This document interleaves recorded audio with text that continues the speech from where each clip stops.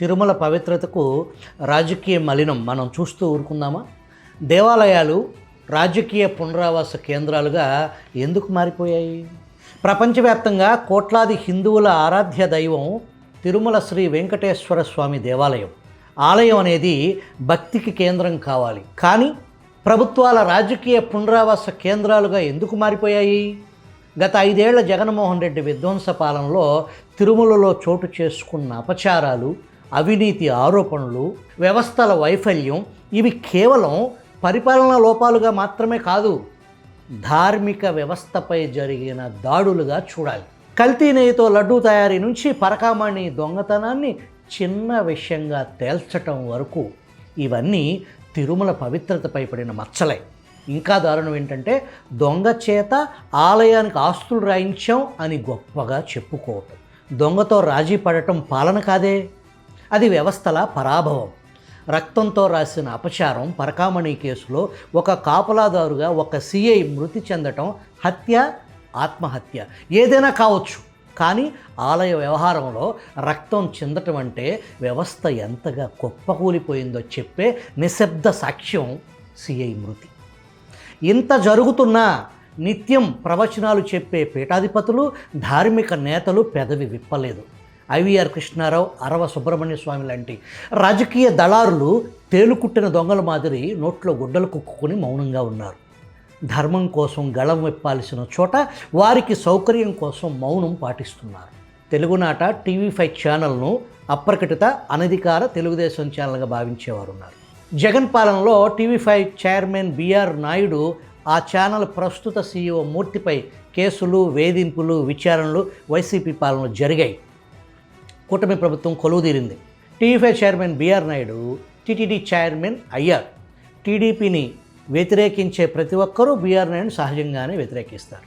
మొన్న జరిగిన సార్వత్రిక ఎన్నికల ఫలితాలకు ముందే టీడీపీ అధినేత చంద్రబాబుతో బిఆర్ నాయుడు టీటీడీ చైర్మన్ కోరికను వెళ్ళబుచ్చటం, సహజంగానే మొహాటస్తులైన చంద్రబాబు సరే అనో చూద్దామనో అన్నారని సమాచారం.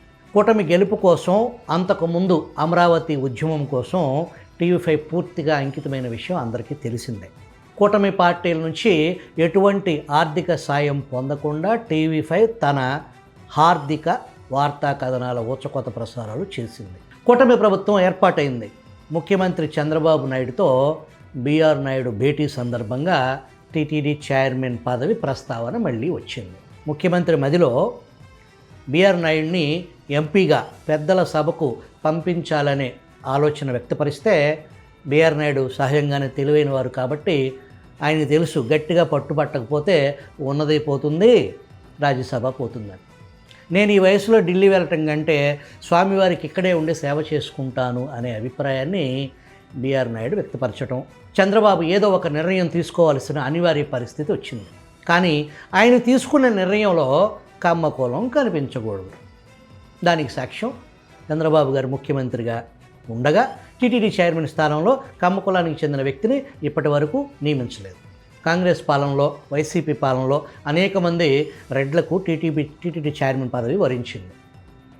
పూర్వాశ్రమంలో నాస్తికుడు, తిరుమల స్వామి విగ్రహాన్ని నల్లరాయితో పోల్చినవాడు, వైఎస్ కుటుంబంతో వియ్యం అందుకుని కూతురికి క్రిస్టియన్ పద్ధతిలో పెళ్లి తంతు జరిపించిన కరుణాకర్ రెడ్డి 2 సార్లు టీటీడీ చైర్మన్ అయ్యారు.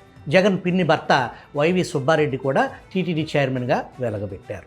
మరోసారి వైసీపీ అధికారంలోకి వస్తే టీటీడీ చైర్మన్గా ఏ బుక్కారెడ్డో, తిక్కారెడ్డో, రప్పారెడ్డో టీటీడీ చైర్మన్ అవ్వటంలో ఎటువంటి సందేహం లేదు. సరే, ఎట్టకేలకు టీటీడీ చైర్మన్గా బిఆర్ నాయుడు ఎంపిక జరిగింది.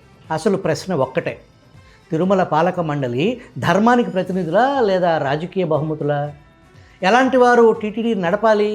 తిరుమల పాలనకు కేవలం రాజకీయ విధేయత సరిపోదు. అపారమైన ధార్మిక అవగాహన, అనంతమైన నైతికత, రాజకీయాలకు అతీతమైన వ్యక్తిత్వం, భక్తుల విశ్వాసాన్ని అంతకంతకు పెంచే స్వభావం, అవినీతికి 0 టాలరెన్స్తో ఆలయాన్ని పాలించేవారు. పార్టీ మనుషులు కాకూడదు, పుణ్య పురుషులు కావాలి, పుణ్య స్త్రీలు కావాలి. తిరుమల అనేది ఒక రాజకీయ ప్రయోగశాల కాదు, అధికారుల అహంకార ప్రదర్శన స్థలం అంతకంటే కాదు. కూటమి ప్రభుత్వంలో కొంతమంది అధికార మదంతో టీటీడీని నిత్యం వివాదాల వేదికగా మారుస్తున్నారు. గతంలో పనిచేసిన ఈఓ శ్యామలరావుతో పాటు జేఈఓ వెంకయ్య చౌదరికి చైర్మన్ బిఆర్ నాయుడుతో సఖ్యత లేదు అనేది వార్త. తిరుమల పరిసరాల చెత్తను తొలగించడానికి ఒక ప్రైవేటు సంస్థ ఆ చెత్తకు కోట్లు ఎదురు చెల్లించి ఆ చెత్తను తీసేస్తాం అని ముందుకొస్తే సహేతుక కారణాలు చూపించకుండా నాటి ఈఓ అడ్డుకోవటంపై చైర్మన్కు ఈఓకు మధ్య వివాదం మరింత ముదిరిందని, చివరకు శ్యామలరావు బదిలీ వరకు పరిస్థితి వెళ్ళింది అనేది వార్త. తెలుగుదేశం ప్రభుత్వంలో 2017-18 మధ్య ఈఓగా పనిచేసిన అనిల్ కుమార్ సింఘాల్ను జగన్ ప్రభుత్వంలో కూడా ఈఓగా కొనసాగించారు. ప్రస్తుతం మళ్ళీ సింఘాల్ ఈఓగా కొనసాగటం అంటే ఆయన ఢిల్లీ స్థాయిలో ఎంత శక్తిమంతుడో అర్థం చేసుకోవచ్చు. ఇక తిరుమల స్టోరీలో కీలకమైన వ్యక్తి చిరుమామిళ్ళ వెంకయ్య చౌదరి. 2005 ఐఆర్ఎస్ బ్యాచ్ అధికారి. గత తెలుగుదేశం ప్రభుత్వ హయాంలో కేంద్ర సర్వీస్ నుంచి డిప్యుటేషన్ మీద ఆంధ్రప్రదేశ్కు తీసుకొచ్చి AP mineral development corporation vice chairman గాను మేనేజింగ్ డైరెక్టర్ గాను నియమించారు. జగన్ ప్రభుత్వంలో మరో సీనియర్ ఐఆర్ఎస్ అధికారి జాస్తి కృష్ణకిషోర్ను వేధించటం, సిఐడి కేసు నమోదు చేయటం, హైకోర్టు వరకు విషయం వెళ్ళటం, మరో డీజీపీ ర్యాంక్ అధికారి ఏబి వెంకటేశ్వరరావును సైతం ఎన్ని ఇబ్బందులు పెట్టారో అందరికీ తెలిసిందే. కమ్మ అధికారుల లిస్టు తెప్పించి మరీ వేధింపులకు జగన్ ప్రభుత్వం పాల్పడింది అన్నది బహిరంగ రహస్యమే. మరి వెంకయ్య చౌదరి జగన్ బారిన పడకుండా ఎలా తప్పించుకోగలిగారు అనే ప్రశ్న సహజంగానే ఉత్పన్నమవుతుంది. నాడు కేంద్రంలో బీజేపీ పార్టీలో కీలకంగా ఉన్న సుజనా చౌదరి గారి ఆశీస్సులతో బీజేపీ కోటాలో సేఫ్ జోన్లోకి వెళ్ళారనే వార్త విస్తృత ప్రచారంలో ఉంది. మైనింగ్ ప్రక్రియలో వెంకయ్య చౌదరి అపారమైన అనుభవం గడించారంట. ఆయన గారి అనుభవాన్ని నాటి వైసీపీకి బదిలీ చేస్తే వైసీపీ పెద్దలు లాభపడ్డారనే ఆరోపణలు బలంగా ఉన్నాయి.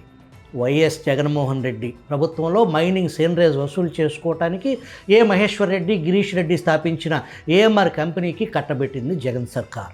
కూటమి ప్రభుత్వం కూడా అదే ఏఎంఆర్ని రంగప్రవేశం చేయించటంలో మన వెంకయ్య చౌదరి గారు ప్రముఖ పాత్ర పోషించారనే గుసగుసలు వినిపిస్తున్నాయి. వెంకయ్య చౌదరి ప్రవర్తన నడవడికపై ఒక ఛానల్లో ఇటీవల వార్త ప్రసారం అయితే ఆ ఛానల్ యజమానికి జూబ్లీహిల్స్ ముఠా ఒకరి తర్వాత మరొకరు ఆ వార్త తీసేయమని ఫోన్ కాల్స్ వర్షం కురిపించారంట. చైర్మన్ బిఆర్ నాయుడు ఎస్ అంటే జేఈఓ వెంకయ్య నో అంటారని, జేఈఓ ఎస్ అంటే బిఆర్ నాయుడు నో అంటారని ఇద్దరి మధ్య నిప్పు ఉప్పు మాదిరి పరిస్థితి తయారైంది అనేది కొండపై నుంచి కిందకు అందుతున్న సమాచారం. ఆంధ్రజ్యోతిలో వచ్చే వరుస కథనాల్లో జేఈఓ వెంకయ్య పాత్రపై పలువురు అనుమానాలు వ్యక్తం చేస్తున్నారు.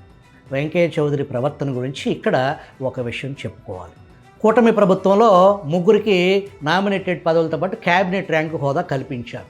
అందులో ఒకరు ఏపీ మహిళా కమిషన్ చైర్మన్ రాయపాటి శైలజ. ఆమె తిరుమల వెళ్తే పట్టించుకున్న నాదుడే లేడంట.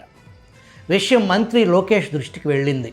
తిరుమల దర్శనాలకు మహిళా కమిషన్ చైర్మన్ టీటీడీ దర్శనం సిఫార్సు లెటర్స్ జారీ చేసే అవకాశం ఆమెకు కల్పించారు. ఇక మరో cabinet rank holder AP SC commission chairman Jawahar గట్టిగా పట్టుబడితే వారంలో 2-3 లెటర్స్కు అనుమతించారంట మన వెంకయ్య చౌదరి. ఇక మూడో వ్యక్తి AP press academy chairman Alapati Suresh Kumar. ఆయనది కూడా క్యాబినెట్ ర్యాంకే. ప్రెస్ అకాడమీకి అంతకుముందు టీటీడీ దర్శన సిఫార్సు ఉండేది. తనకు అవకాశం కల్పించమని జేఈఓ వెంకయ్య చౌదరికి ఈమెయిల్లు, వాట్సాప్ సందేశాలు, ఫోన్ కాల్స్ చేసినా ఇప్పటికీ కనీసం స్పందించకపోవటం ఆయన అధికార దురహంకారానికి పరాకాష్ట అని చెప్పొచ్చు. స్వయంగా ఒక మీడియా సంస్థ అధిపతి టీటీడీ చైర్మన్గా ఉండి కూడా ప్రెస్ అకాడమీపై వివక్షకు ఎవరు బాధ్యులు? వైసీపీ పాలనలో టీటీడీ దర్శనాల విచ్చలవిడితనం లెక్కే లేదు. నాడు టీడీపీ ఎమ్మెల్యేల లెటర్స్ కూడా పక్కన పెట్టేసేవాళ్ళు. నేడు వైసీపీ ప్రజాప్రతినిధులకు ప్రోటోకాల్ దర్శనాలు దక్కుతున్నాయి. దక్కాలి కూడా, అది వారి హక్కు కాబట్టి. అదనంగా వెంకయ్య చౌదరి గారి వైసీపీ మానవతా సంబంధాలు అదనం కాబట్టి వైసీపీ వారు ఎటువంటి ఇబ్బందులు, అవమానాలు పడాల్సిన పరిస్థితి లేదు. ఇంకొంతమంది చీపు ప్రజాప్రతినిధులు దర్శన సిఫార్సు లేఖలు అమ్ముకుంటున్నారనే ఆరోపణలు బలంగా ఉన్నాయి. నియోజకవర్గంలో నాయకులకు, కేడర్కు దర్శన భాగ్యం కల్పించకుండా ఇతర రాష్ట్రాల వారు ఎలా ఆ లేఖలతో దర్శనం చేసుకుంటున్నారో ఆ పెరుమాళ్ళకే తెలియాలి. తిరుమల ప్రాంగణం కోట్లాది మంది భక్తుల ఆత్మీయ విశ్వాసం, ఆ విశ్వాసం దెబ్బతింటే ధార్మిక వ్యవస్థ కూలిపోతుంది. ఇప్పటికీ సమయం మించిపోలేదు. తిరుమలకు రాజకీయ మలినం మకిలి అంటకుండా ధార్మిక పవిత్రతను కాపాడాల్సిన బాధ్యత స్వయంగా ఆ దేవదేవుడు మా ఇంటి ఇలవేల్పు అని ప్రకటించుకునే ముఖ్యమంత్రి చంద్రబాబు గారు ప్రత్యేక దృష్టి పెట్టాల్సిన సమయం వచ్చింది.